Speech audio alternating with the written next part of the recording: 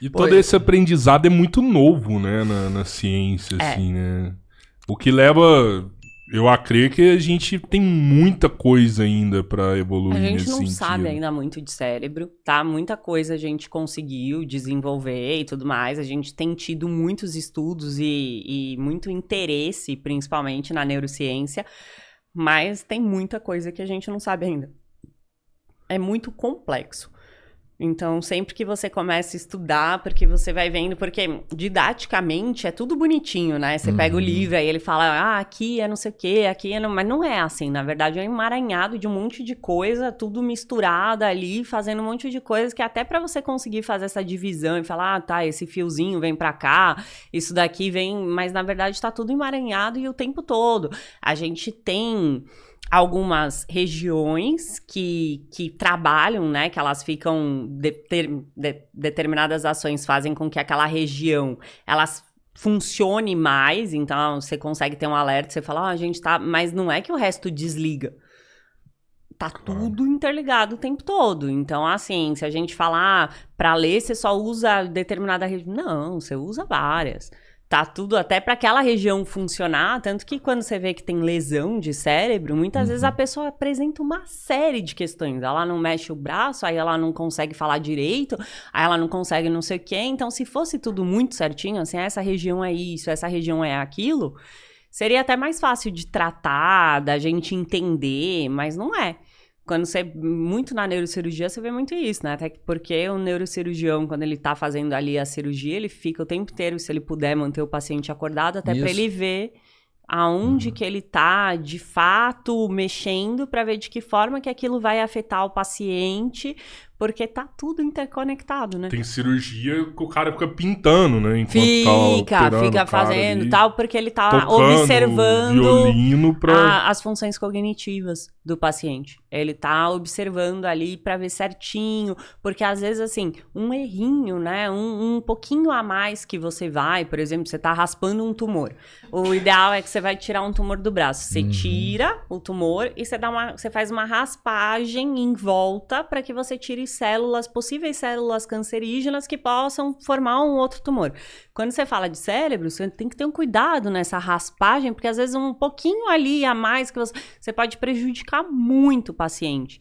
Então, você tem que ter o máximo de cuidado. E se você puder manter esse paciente acordado, é bom porque você vai conversando com ele, ele vai fazendo algumas coisas, e aí você consegue falar, ah, eu consegui um pouquinho mais, eu consigo ficar um pouquinho mais confortável para tirar ao redor, que sem prejudicá-lo.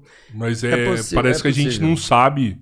Em alguns casos parece que o cérebro até se adapta, né? Tipo, tirou aquela Isso eu parte acho ali. incrível, assim, por causa da neuroplasticidade. E tem a ver com estímulo também, tá? Então, assim, se a gente tiver um pós-operatório, né? Uma reabilitação desse paciente com mais atividades, com mais estímulo, ele vai conseguir se recuperar melhor.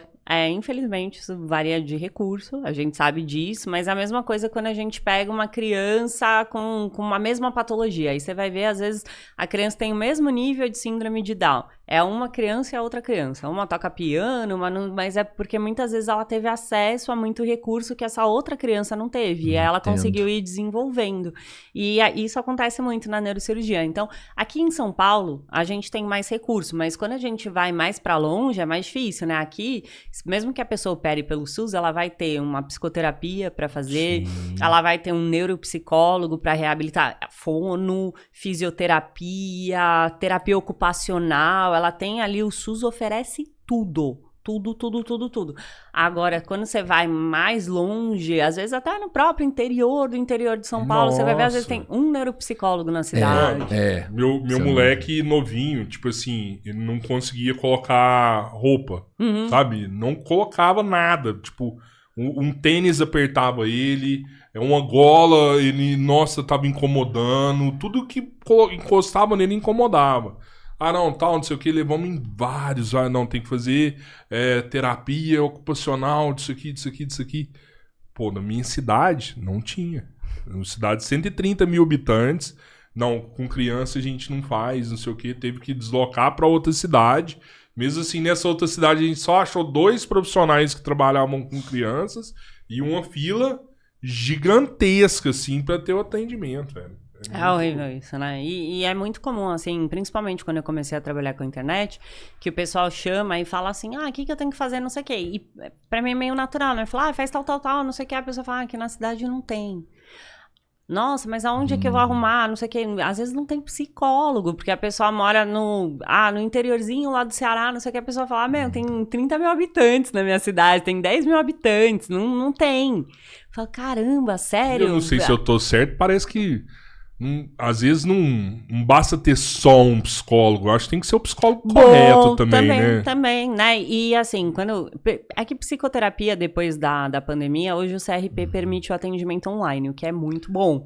Então a pessoa consegue ter acesso. Mas quando são tratamentos que você precisa do paciente presencialmente, aí isso complica bastante, porque você não tem acesso ao paciente, né? E, sei lá, uma terapia ocupacional, até dá pra você dar uma adaptada e fazer alguma coisa online. Sim. Mas tem outros tipos de tratamento que você não consegue fazer se a pessoa não tiver presencialmente. Você tava falando, você até já falou do tratamento, por exemplo, de um tumor e tudo mais, mas você consegue fazer até no online vários tratamentos e tem, vamos pensar, umas doenças que são muito notórias que as pessoas vivem, acho que até comumente, todo mundo conhece alguém que, por exemplo, o Alzheimer, né, que você consegue tratar, você conseguiria fazer, por exemplo, esse tratamento online? Ou se a pessoa já tiver feito cirurgia, a gente faz uma reabilitação neuropsicológica, o ideal é que ela venha presencialmente.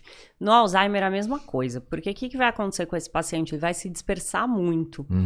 E aí o ideal é um atendimento presencial. Pode ser que existam profissionais que façam de forma online, mas eu acho que não é muito recomendado e que também o CRP não recomenda.